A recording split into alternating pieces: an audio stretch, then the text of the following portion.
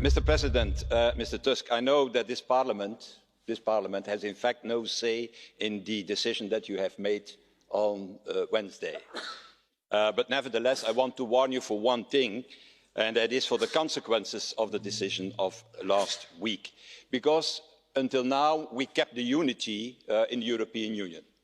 The unity among the 27 member states, but also the unity between the three institutions, the Council, the Parliament and the Commission, and a unity built around our negotiator. I want to recall that here today, Michel Barnier, who I want to applaud here for all the work he has done, dear colleagues. And this unity, in my opinion, Mr. Tusk, I have to tell you that very frankly, is at risk now. Instead of sending Mrs. May back to London with no extension at all, or maybe with an ultimately very short one, a few days, a week, you give her 6 months. But 6 months, everybody knows that on the 31st of October, it's in fact too near for a substantial rethink of Brexit, and at the same time, too far away to prompt any action.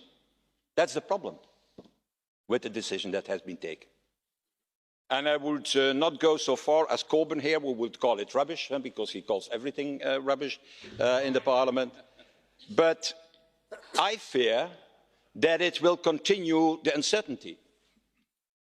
I fear that it will prolong the indecision. And I fear most of all that it will import the Brexit mess into the European Union. And moreover, that it will poison the upcoming European election. Moreover, my fear is that it will make from this Parliament, we say that in Dutch, I don't know if you have that expression, a pigeon house, a dovecote, with British members flying in, British members flying out, and at the same time waiting on the substitute benches, a number of members of 14 other European countries. Banksy, colleagues, has already done work on this. He painted the house in Westminster as a house full of monkeys. He could be inspired to maybe make a second work, to paint this hemicycle in Strasbourg full of pigeons. And my fear, Mr. Tusk, my fear is that with this decision, the pressure to come to a cross-party agreement, as Mr. Cabal has talked about, disappears, has weakened the last days.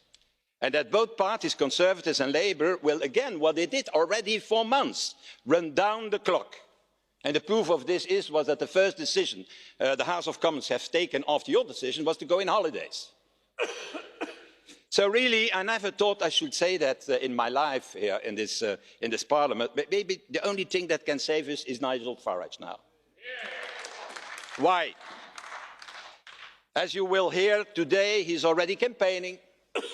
He's already rallying with a new party, the Brexit Party, catching up with the Conservatives in the polls, and the old parties, Labour and the Conservatives, risk to be wiped out during the European election.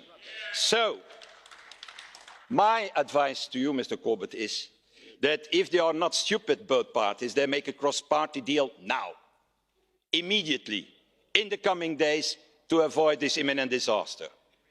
And finally, Mr. Tusk, in the aftermath of the decision, you said something, and you have repeated it a few moments ago. You said we may avoid Britain leaving the EU.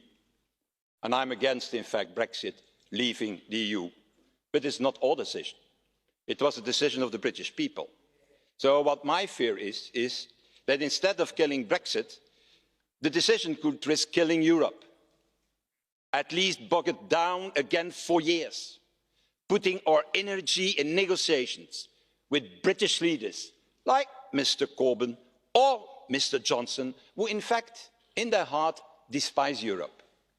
And this at a moment when we need all our energy, to put all our energy in the reform, in the renewal of our European Union. And that is what we and you also should solely focus on as President of the European Council. And that spirit was, in my opinion, absent last week, Wednesday. Thank you. Thank you.